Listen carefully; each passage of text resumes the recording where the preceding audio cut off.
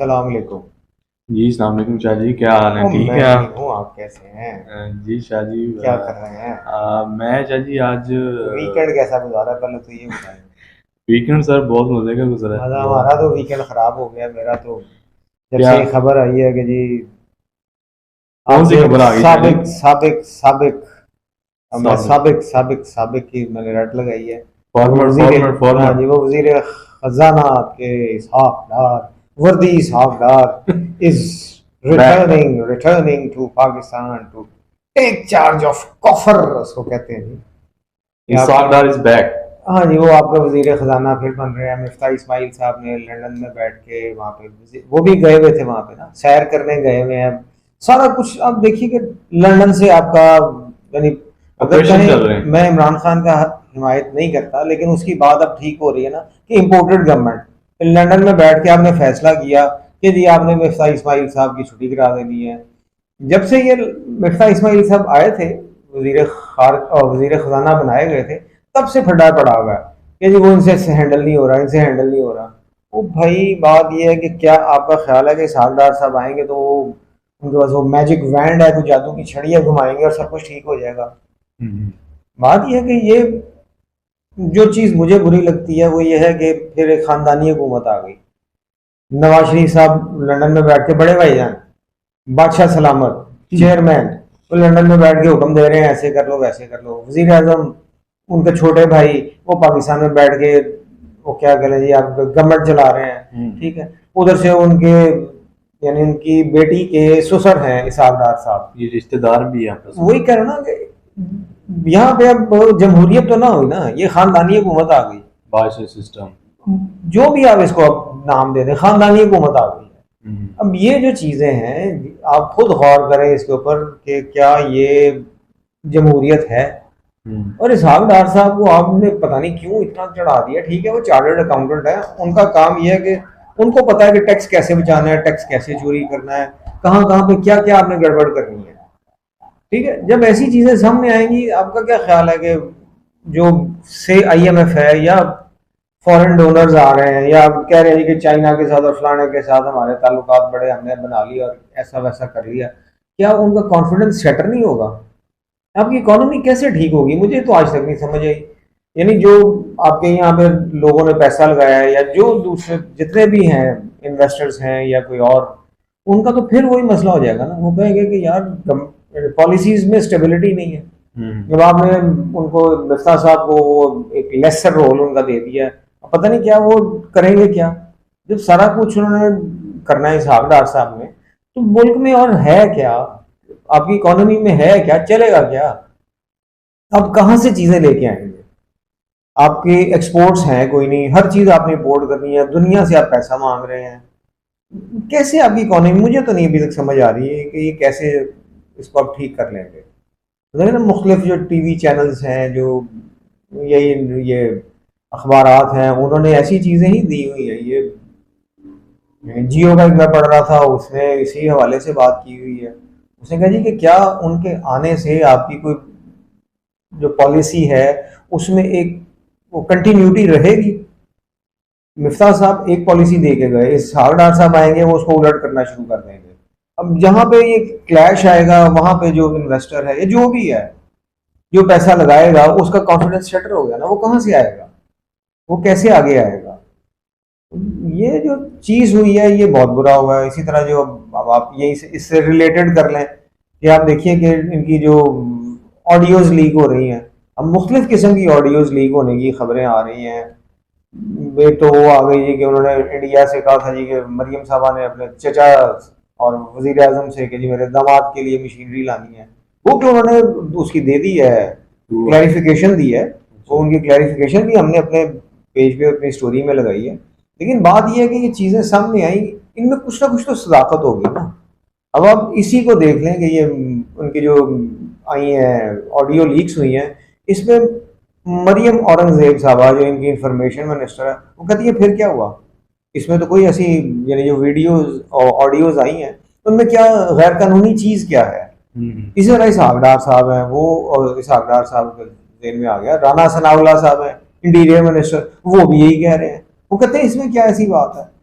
यानी अब ऑडियोज की जो पीटीआई निकाली जा रही है, उसमें एक और जो मैंने देखा था किसी में, उसमें शायद वो ख्वाजा आसिफ साहब भी हैं आपके, अयाज सादक भी, अयाज सादिक हैं, ठीक है, इसी तरह वो लॉ मिनिस्टर हैं आपके। ये सारे जो है इनकी आपस में कोई गुफ्तगू जो भी हुई जैसी भी है, सुना वो इसमें पीटीआई के मेंबर्स भी बैठे हुए थे, कोई उनको वो कर रहे थे, कोई खरीदने की कोशिश। किसको? ये जो ऑडियो लीक हुई है या सादिक नहीं नहीं, ये नहीं है, वो किसी चैनल, लोग किसी न्यूज ने और लगाई हुई है, उसने कहा जी कि वो इसको फवाद चौधरी को वो कोट करके किसी खबर वो देख रहा था मैं, उसने चैनल। उसने कहा जी कि ये हो सकता है कि ये आपकी वो ये हैक हैक किया गया हो, या कोई पीछे इसके फिर इसके पीछे फिर कोई साजिश हो, जो पैसा जो है ना वो आपको वो इसको चाहते हैं, कोई अच्छा। हैकर्स हैं या कोई साइबर अटैक हुआ है पाकिस्तान के ऊपर, उससे हो सकता है कि कोई कंपनी कोई ऐसी मिल जाए जो आपसे ये पैसे लेना चाहती हो। ठीक। अच्छा शाह जी, ये जो वीडियो ऑडियोज लीक होती है, इसमें जो अंदर बंदे बैठे होते हैं वही लीक करते हैं, उन्होंने कोई डिवाइस ऐसी लगाई होती है जो और रिकॉर्ड नहीं करके। यार, इसमें अच्छा। बात ये है कि ऑडियो लीक्स, अब इसमें आपकी सिक्योरिटी एजेंसीज जो हैं वो, उनको में भी उनको कोई शक गुजरता है या वो किस मकसद के लिए, ये तो वही बेहतर जानते हैं। लेकिन मेरा अपना भी ख्याल यही है कि एजेंसीज जो हैं वो लगा लेती हैं, एजेंसीज ही रिकॉर्डिंग करती हैं। रिकॉर्डिंग करती हैं। अब आगे आप समझते ही हैं, इस चीज़ को तो जानते ही हैं ना बिल्कुल। कि आपने किस तरीके से सीक्रेट है। चीज़ों को चीज़ों को मैनिपुलेट करना है, हमने चलाना कैसे है। अब बात यह है कि ये जिसने भी किया है, लेकिन ये अगर तो ये चीज़ें ठीक हैं, और मेरे अपने ज़ाती ख्याल में हो सकता है ये चीज़ें ठीक हों, लेकिन ये चीज़ें अच्छी नहीं हैं। कि आप देखिए कि जो लोग ऊपर फिर वो इक़्तिदार में वापस आए हैं, उनका इंटरेस्ट क्या है?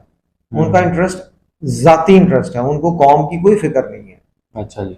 जिस तरह मरियम साहबा का आ गया, अब ये जब आ रहे हैं इसहाक डार साहब, मुझे इसहाक डार साहब से कोई जाती तो कुछ लेना देना नहीं है, लेकिन जो उनका पिछला दौर गुजरा हुआ है, जो उनके दौर में भी ठीक है, यानी उसमें भी कोई ऐसी उन्होंने कोई मिरेकल्स नहीं किए थे, कोई उन्होंने कोई कमाल कर दिया हो जी, आपकी इकोनॉमी को उठा के कहीं के कहीं ले गए हो।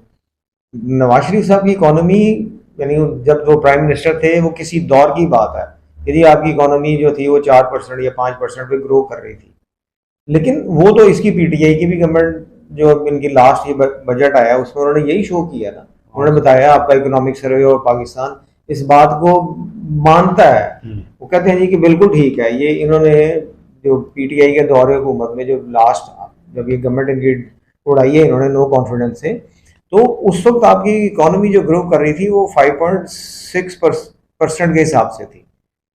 तो वो इनकी किया हुआ जो इनका वो था, कह लीजिए शौकत तरीन साहब, वो अच्छे कामयाब जा रहे थे। इसहाक डार साहब अब क्या करेंगे? ये तो फिर वही एक तो जाती खानदानी हुकूमत आ गई, अपने फ़ायदे लेंगे, जो इन्होंने इनको मसाइल बने हुए थे उन मसाइल से छुटकारा पाएंगे। जिस तरह इन्होंने नैब को चेंज कर लिया है, नैब ऑर्डिनेंस को चेंज करके अपने मुकदमा जो है वो ख़त्म करवा लिए हैं। अब इसके बाद आप क्या करेंगे? आप सिर्फ दुनिया से मांग रहे हैं, दुनिया से पैसे लेंगे, आप वो कह रहे हैं जिस तरह कल परसों की जो न्यूज़ थी कि जी उन्होंने कहा जी कि शायद पाकिस्तान डिफॉल्ट ना कर जाए, इसलिए कि पाकिस्तान के पास है ही कुछ नहीं। वो जो उसमें फाइनेंशियल टाइम्स में स्टोरी छपी थी वो यही है ना, ये आपके पास है कुछ नहीं, और आप खर्चे आपके इतने बड़े हुए हैं, आपने फिर वही आपकी गवर्नमेंट का जो 1 महीने का खर्चा है वो 1 खरब रुपए से ज़्यादा बन गया, 72 आपने वजीर बना लिए। तो आप मुल्क के लिए तो कुछ भी सोच के नहीं आए ना, आप अपनी चीज़ें अपने आप को, जो आपने कह लीजिए वही 3 साढ़े 3 साल में आप नहीं कर सके थे वो आपने करना है। तो इसहाक डार के लिए भी मेरे ख्याल से ग्राउंड्स वगैरह बना दी गई हैं, अब वो आए वो आके बन खेल गई लें। है यार, वो कल ही आ रहा है, आपने वो देखी नहीं कोर्ट है? की वो तरफ से। यही रात की, वो रात की आ गई है, उसने पहले आना था 27-28 तारीख को, लेकिन साबिक वजीर आजम बड्डे मियाँ साहब ने कहा जी कि नहीं तुम इसके साथ ही जाओ। अब कल से आएंगे तो पता लगेगा। इन्होंने कल मंगल वाले दिन इन्होंने एज वजीर खजाना इन्होंने चार्ज संभाल। चार्ज भी संभाल लेना है, ओथ लेना है इन्होंने, ठीक है। वो कल ही वो शहबाज शरीफ साहब के साथ जहाज पर बैठ चुके हैं, वो आज पाकिस्तान, अगर रात को जिस वक्त भी चले हो सकता है वो पाकिस्तान पहुंच चुके हो। वो हमारी वो केबल का मसला बना हुआ है जो नहीं आ रही है, वरना पता लग जाता, कहीं ना कहीं से लाइव हो जाता कि वो पाकिस्तान पहुंच चुके हैं। अब वो आके वो क्या करेंगे, वही कह रहे हो ना कि आपके पास एक्सपोर्ट करने के लिए कुछ नहीं, आपकी इकोनॉमी कुछ नहीं, बिजली आपकी कुछ नहीं, आपने आईपीपीज लगाए, वही आप वो पेट्रोल से बिजली पैदा करके, अपने दौरे हुकूमत में इन्होंने तो कह दिया ना जी हमने बिजली पैदा करके दे दिया, हमने ये कर दिया, लोड शेडिंग खत्म कर दी। लेकिन आपने बजाय इसके कि आप डैम्स बनाते, आप सस्ती बिजली बनाएं, आपने पेट्रोल से और वो फर्नेस ऑयल से बनाना शुरू किया बिजली, वो बिजली आपको फायदा तो नहीं दे रही ना। वो फिर वही जब जैसे जैसे पेट्रोल महंगा होता है महंगी होती जाती है, कॉस्ट बढ़ती जाती कॉस्ट बढ़ रही है, ठीक है। आपके ट्रेडर्स जो हैं वो उस पर शोर में जा रहे हैं, यानी जो इंडस्ट्रियलिस्ट हैं, जो मैन्युफैक्चरर्स हैं, एक्सपोर्ट्स नहीं है कुछ, ठीक है। इसी तरह आपके किसानों ने, जैसा पिछले हफ्ते की बात है, उन्होंने प्रोटेस्ट किया कि जी वो जो चला रहे थे ये बिजली इस्तेमाल करते हैं, डीजल, हाँ, वो सारा कुछ महंगा हो रहा है, तो उससे आम आदमी को क्या फायदा हो रहा है। लोग जो है वो तो मुश्किल का शिकार हो रहे हैं, ऊपर से महंगाई वो कंट्रोल ही नहीं हो रही आपसे। जाहिर है मुल्क में चीजें नहीं है, आप इंपोर्ट कर रहे हैं खाने पीने की चीजें भी, सारा 3 सूबे जो आपके बुरी तरह से मुतासिर हुए हैं, आप क्या करेंगे। मेरी तो समझ में नहीं है कि ये पीएमएलएन जो है ये क्या सोच के इनको लेके आ रहे हैं, इसको चेंज कर देना चाहिए। जी शाह जी, फिर देखा कल का मैच मजे का, 3 रन से पाकिस्तान जीत गया सर। यार इसहाक डार के आने की खबर की वजह से ये भी मैच की खबर भी कोई अच्छी नहीं गुजरी। पाकिस्तान जीत तो गया, लेकिन आप देखें कि फिर आपकी बैटिंग लाइन आप उड़ गई, 166 स्कोर किया आपने यार, और आउट भी 4 हुए हैं जी। आपके पास विकेटें हैं, आप मारे तो सही, आप कुछ तो करें, कुछ भी नहीं है। 166 वो ठीक है, उसने 65 गेंदों पे 88 कर लिया है अपने रिजवान ने, लेकिन बाकी तो टीम ने कुछ भी नहीं किया ना। बैटिंग लाइनअप फिर फ्लॉप हो गई, वो तो बॉलिंग कह लीजिए, फिर वो कुछ ड्रॉप किए कैचेस, लेकिन जो आपने कैचेस पकड़े वो भी बड़े लाजवाब कैचेस पकड़ लिए।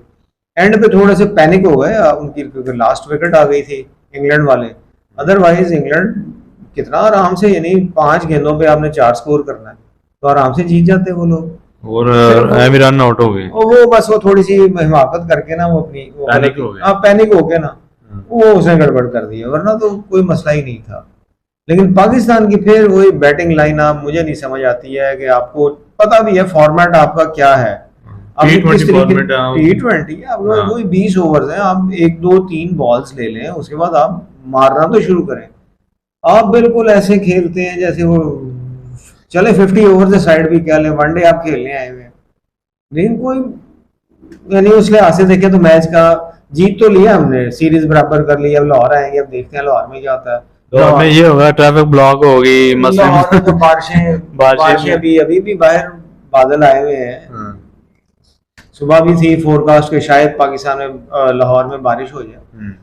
तो वो अल्लाह करे कि ये पाकिस्तान की टीम जो है ना कंसिस्टेंट हो, मेरी तो सिर्फ ये होती है, कंसिस्टेंट नहीं है, अनएक्सपेक्टेड वही है ना। आज आपने बड़ा अच्छा खेले हैं, कल को आपकी बैटिंग लाइनअप भी फ्लॉप, आपकी बॉलिंग भी फ्लॉप, यही कुछ हो रहा है पाकिस्तान में। मॉडरेट होके नहीं खेल रहे ना, यहाँ तो बहुत ऊपर चले जाते हैं या ढुस हो जाते हैं। हाँ बिल्कुल, वो दरमियान में उनकी जो परफॉर्मेंस है ना, फिर वही एक कंसिस्टेंट होना चाहिए, चल रही है। आप जिस तरह वो उनको देख लें, क्या है, ऑस्ट्रेलिया है, कंसिस्टेंट वो जीतते आते हैं, तो ये 30 मैचेस इकट्ठे एक दूसरे ऊपर तले जीते चले जा रहे हैं, फिर बीच में जाहिर है हो जाती है गड़बड़, हो गई खराबी हो गई तो हार गए। न्यूजीलैंड भी है, फिर उसके अलावा साउथ अफ्रीका है, फिर श्रीलंका है। अल्लाह करे कि पाकिस्तान का वो सेट हो जाए, वर्ल्ड कप जीत लें, अगले महीने जाना है ऑस्ट्रेलिया ही जाना है ना। ऑस्ट्रेलिया की अब वहाँ पे जाके सबसे बड़ी मुश्किल ये होनी है कि तो वहाँ पे गर्मी, दूसरे वहाँ पे जो उनकी विकेट्स उनकी बाउंसी तेज होती है, कुछ भी अल्लाह करे कि पाकिस्तान कुछ कर रहा है वहाँ पे। सुना है Malik is back, Shoaib Malik, confirm नहीं है लेकिन मैंने ट्विटर पे देखा था जी कि मलिक उसके पीछे तो लगे हुए हैं, लेकिन यार नहीं है वो भी बूढ़ा हो गया, अगर वो चले गए, हाँ वो नई टीम आनी चाहिए। ठीक है वो बहुत अच्छा खेला, उसने भी कर लिया, लेकिन जब एक दफा हो गया नए लड़कों को आने दें। कह रहा मुझे आखिरी वर्ल्ड कप खिला दे, मैं उसके बाद रिटायर हो जाऊंगा। मतलब मिन्नत समझ जाती है ना, ये परफॉर्मेंस बेस पे आना चाहिए। हाँ नेशनल लेवल पे परफॉर्म करना, पाकिस्तान को रिप्रेजेंट करना, ये तो कोई बात नहीं कि जी आप मुझे खिला लें, तरला मिलता नहीं करनी है, वो नहीं तरले मिनटों की तो परफॉर्मेंस बेस पे और पाकिस्तान को रिप्रेजेंट करना, कौन सा कोई बिल्कुल नेशनल टीम का और फिर वर्ल्ड इवेंट है आपका, आप उस पर पाकिस्तान को रिप्रेजेंट करेंगे, तो आपको तो उसके मुताबिक प्रिपेयर करना चाहिए अपने आप को, उसके मुताबिक आप चलें। बाकी पाकिस्तान ऐसी चीज़ है कि बस कुछ ना कुछ होता ही रहता है। कोई ना अल्लाह इंटरेस्टिंग हमारे चीजें चलती रहती हाँ। हैं। चले जी, पॉलिटिक्स के अलावा एक अच्छी न्यूज़ ये भी आ गई है कि पाकिस्तान विन कर गया, हाँ, थोड़ा बस। अच्छा माहौल हो हाँ, गया। मुबारक हो आपको। चले खैर, मुबारक। अल्लाह हमारे लिए अच्छा करे, पाकिस्तान के लिए। चले ठीक है, ओके चले ओके। थैंक यू जी, थैंक यू लैंसम, थैंक यू।